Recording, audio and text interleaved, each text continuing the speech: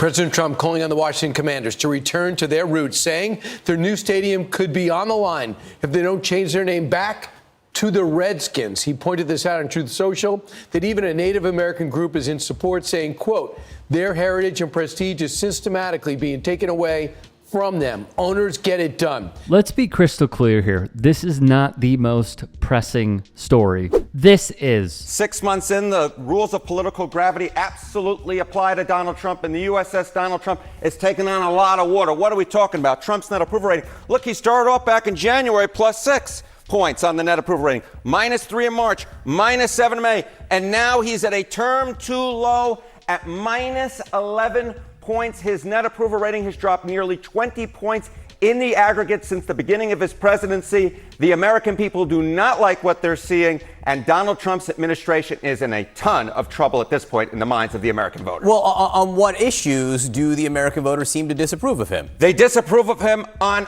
all of the issues. He's underwater on all the major issues of the day. Trump's net approval rating on all the major issues, -5 points on immigration, his best issue. He's underwater. How about the economy? That was what he was elected for. -14 points. How about foreign policy? -14 points. How about trade and those tariff wars? -15 points. And of course, the Epstein case, the lowest of the bunch, -37 points, 37 points below water. My goodness gracious. On every single issue, Donald Trump is below water on all the major ones. They're all dragging him down. No matter, it seems, what Donald Trump does, the American people do not like it. And that is why at this particular point, he's at a term too low. He is woefully unpopular, and quite simply, he is trying to distract from this. I don't understand why the Jeffrey Epstein case would be of interest to anybody.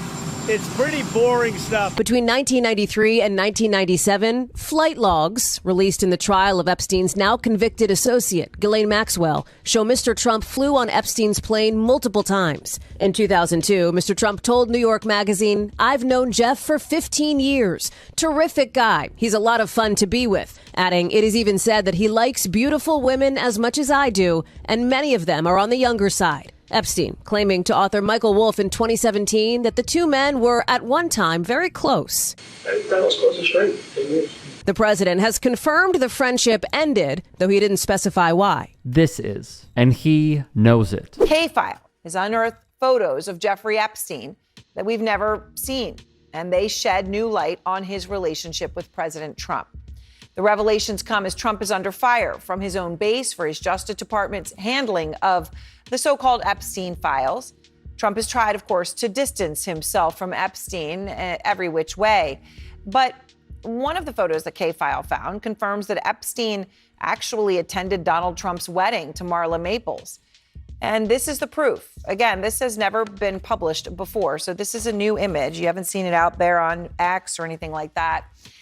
This is the proof that Epstein attended Trump's wedding at the Plaza Hotel in New York. And in the photo, what you see is Epstein entering the Plaza Hotel.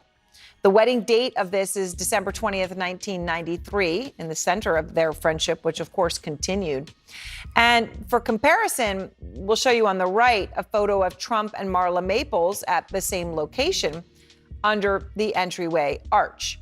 Andrew Kaczynski of K-File is here with the new images of Trump and Epstein. And Andrew, I shared one of them there, but, so let's start with the one at Trump's wedding. I mean, this is a significant development.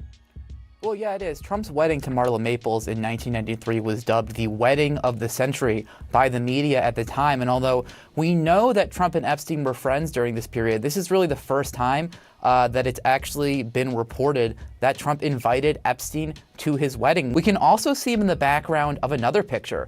That's Howard Stern on the far right, along with Robin Leach from Lifestyles of the Rich and Famous, and Epstein is behind them at the wedding, almost seeming to be photobombing them. This is from 6 years later in 1999. This video has never been seen before in this context. It shows Trump talking to Jeffrey Epstein just before models hit the runway at the Victoria's Secret fashion show in New York in 1999. You know, the only other video we've seen of the two men was 7 years before this. Trump is at the show with Melania, who is, of course, now First Lady, seated a few feet away from Epstein. You can see them chatting during the show as well. Allegations that Epstein sexually abused underage girls didn't surface until 2005, years after this video was shot. You actually called President Trump. You called him directly to ask him about this.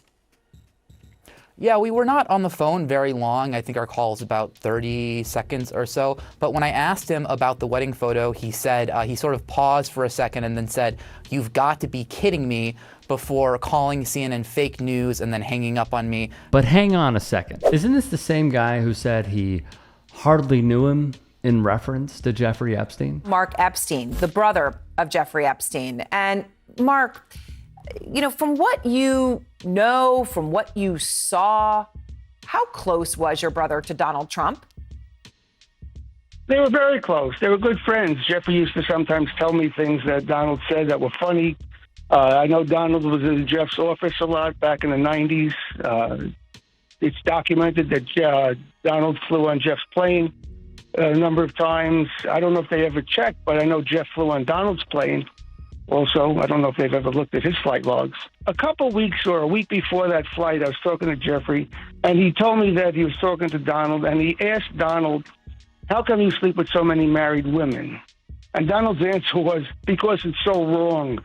Now, amongst guys, it was a funny line. And then when we were on the plane a week or two later, Jeffrey asked Donald the same question. I know he did that for my benefit so that I could hear Donald say it. And Jeffrey asked him, "How come you sleep with so many married women?" And Donald said, "Because it's so wrong." Now, it's a funny line, but the answer is not the poignant part of the story here. The question is the poignant part, because for Jeffrey to ask him that question, number one, he would have to know that Donald slept with a lot of married women, so and he probably got that information from Donald. And It also, implies a confidence. That's not the kind of question you ask a casual acquaintance. So thus, we should call the Washington football team name story exactly what it is. This is something that has been unilaterally dredged up. This is not a hot topic among sports fans anymore at all, and it only gestures in the direction of why would this argument be started now? And the leverage in D.C. with Josh Harris, the owner of the Commanders, formerly known as the Washington football team, formerly known as, of course, the racial slurs, all that stuff, John, it just feels like leverage in a way that's familiar. It's familiar. We've seen this in private industry. Why does he care about the mascot of a private sports team? It's very good to distract your base. So maybe that's the reason why he's doing it. And since he brought it up, let's just get it out of the way. Trump is basically threatening to derail a deal for the NFL team to build a new stadium in Washington, D.C. if they do not capitulate to his demand that they change the name back to a racial slur. He would write on Truth Social, his own social media platform that Devin Nunes, I believe, is still in control of. "I may put a restriction on them that if they don't change the name back to the original Washington R words and get rid of the ridiculous moniker Washington Commanders, I won't make a deal for them to build a stadium in Washington." As Reuters noted, the team moved from Washington to suburban Landover, Maryland in 1997, but earlier this year reached an agreement with the local District of Columbia's government to return to the city with a new stadium expected to open in the year 2030. Joey Garrison of USA Today would write, "Trump can't unilaterally scrap the team stadium deal for Washington because Congress passed a law in December that transferred ownership of the RFK Stadium site from the National Park Service to the District of Columbia. That deal was worth $3.7 billion, which included over $1 billion in local taxpayer funds, and it's in the hands of the D.C. Council at this moment, which is nearing a vote on the project." Ankit Jain, who serves as one of the district's 2 elected shadow U.S. senators, told USA Today, and I quote, "The president can say what he wants, but the law is clear. D.C. has full power over that site. There are certain conditions that D.C. has to meet, and none of them are, 'What's the name of the team, Presidente?'" So basically, you have a dude, A literal Bible salesman trying to pull a, hey, look over here, when he's completely, utterly powerless. From Erica L. Green, Mr. Trump's efforts also mirrored his push to restore statues and other memorials glorifying Confederates who fought to preserve slavery, which was removed amid a so-called racial reckoning after the murder of George Floyd by Minneapolis police in 2020, arguing that their removal over the past several years had erased parts of the nation's history. Hey, I appreciate you watching. Now, if you can, please do become a channel member by going to youtube.com/TYT Sports and clicking the join button. If that's too much for you, you can just go to tyt.com/join to become a member. It helps all of us out here at the Young Turks and keeps our network afloat. In addition, you could follow me on my socials on Twitter, Instagram, and TikTok. Appreciate the love. Have a great day.